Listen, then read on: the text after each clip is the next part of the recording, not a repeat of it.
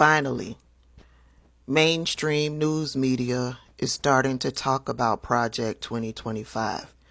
They aren't mentioning it by name, but they are talking about some of the specifics of Project 2025. Walk with me. Over the weekend, Donald Trump put this over on Truth Social. In honor of our great veterans on Veterans Day, we pledge to you that we will root out the communists, the Marxists, the fascists, and radical left thugs that live like vermin within the confines of our country, lie, steal, and cheat on elections, and will do anything possible, whether legally or illegally, to destroy America and the American dream. The threat from outside forces is far less sinister, dangerous, and grave than the threat from within. Despite the hatred and anger of the radical left lunatics who want to destroy our country, we will make America great again. That word vermin, and in the context that he is using it, has got all of news media in an uproar. Not news media. Anyone who's really paying attention and understand the context in which that word vermin is being used is in an uproar. Me included. Why? Because that word and the context that he's using it comes directly from the man with the mustache. The man who killed millions of Jewish people, who also killed black people, disabled people, LGBTQIA people, who killed anybody that was not blonde-haired and blue-eyed. He regularly used that word in the same context to dehumanize the people that he killed in mass, to dehumanize them, to make it so no one cared what was happening to these people. And Donald Trump is using that word in the same context for the same reasons. Not only did he put it in a message over on Truth Social, he went on to spew the same word in the same context at one of his KKK rallies. Today, especially in honor of our great veterans on Veterans Day, we pledge to you that we will root out the communists, Marxists, fascists, and the radical left thugs that live like vermin within the confines of our country, that lie and steal and cheat on elections and will do anything possible. They'll do anything, whether legally or illegally, to destroy America and to destroy the American dream. The real threat is not from the radical right. The real threat is from the radical left. And it's growing every day, every single day. The threat from outside forces is far less sinister, dangerous, and grave than the threat from within. Our threat is from within, because if you have a capable, competent, smart, tough leader, Russia, China, North Korea, they're not going to want to play with us. And they didn't. Despite the hatred and anger of the radical left lunatics who want to destroy our country, we will make America great again.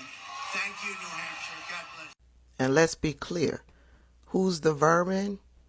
The vermin are black people, Latina people, Asian people, LGBTQIA people, anybody that's not blonde-haired and blue-eyed. That's who he's speaking of.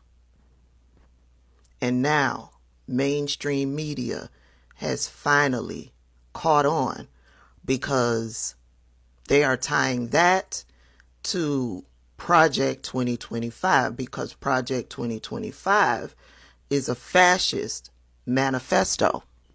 This morning on Morning Joe, that's all they were talking about. Donald Trump, the word vermin, the man with the mustache, how they were tying it together, and then they brought up a journalist from Axios who tied it all together. I was shocked. Tied it all together to Project 2025. Here's a clip of that. Based on his persistent claims of a 2020 electoral fraud, and in a new term would use the Justice Department as an instrument of vengeance against political opponents. We know who Trump is and what he offers. That's a, Jim Van Dyke, pretty good summary of a guy who is running as an authoritarian. No doubt, and I think what you talked about earlier is the most important point. We always get sidetracked sometimes by the rhetoric that Trump uses. He's been very, very specific with us about what he's going to do.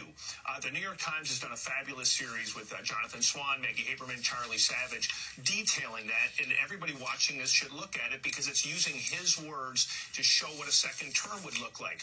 We have reporting this morning that what's different if he wins is that he's going to come into office with an army of 40 to 50,000 people ready to staff the government. He's not going to have the restraints of cabinet officials who disagree with him.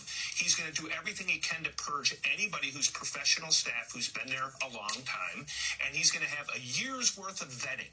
They're doing surveys of these people. They're asking them about their ideology, books they've read.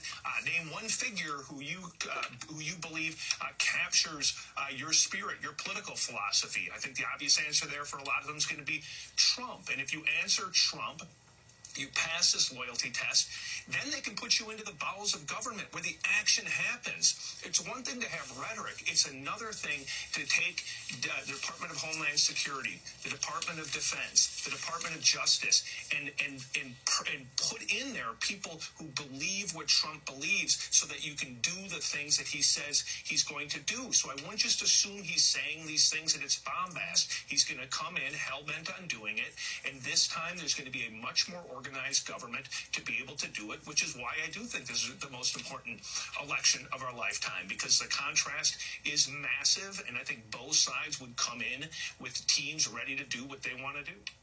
When I've talked about Project 2025 on my page, I made a point several different times to point out that one aspect of Project 2025. They will fire all federal employees, and then they will bring in Trump loyalists to fill those positions. I told you guys, they started recruiting at the Iowa Fair. There was a sign-up booth at the Iowa Fair for people to sign up and say, yes, I will be willing to come to Washington to fill a position. They've started recruiting.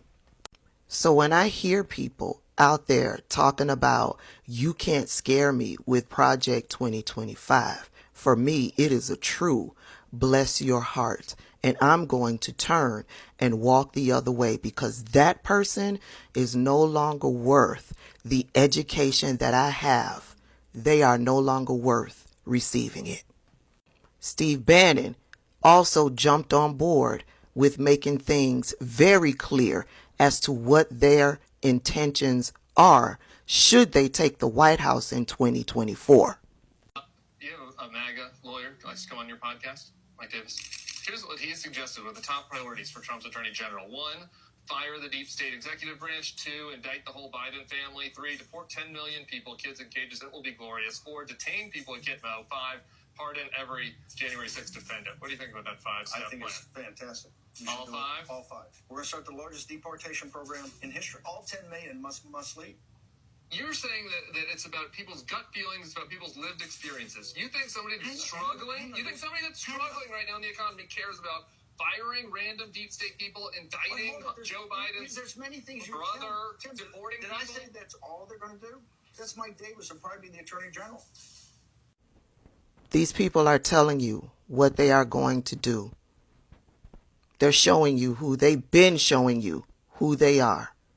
I believe them, and I will be voting accordingly. I'll see y'all later.